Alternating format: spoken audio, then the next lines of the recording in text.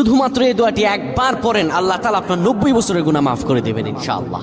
আপনার 90 বছরের গুনাহ মাফ হয়ে যাবে যদি মাত্র এই দোয়াটি যদি একবার পড়তে পারেন। আপনার ভাগ্য খুলে যাবে, রিজিকে বরকত আসবে, মনের ন্যাক আশা পূরণ হবে, আল্লাহ আপনার সব দোয়া কবুল করে দিবেন। সুবহানাল্লাহি ওয়া বিহামদি।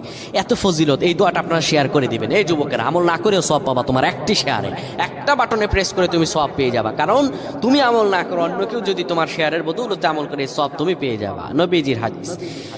আমার ভাইয়েরা, আল্লাহর কাছে দোয়া করা, আল্লাহর কাছে দোয়া চাওয়া, এটি হলো মুমিনদের কাজ। আমার আল্লাহ বান্দাকে বলেন, বান্দারে উদউনি আস্তাজিব লাকুম, আমার কাছে চাও, আমার কাছে চাইলে আমি আল্লাহ তোমাকে দিয়ে দিব।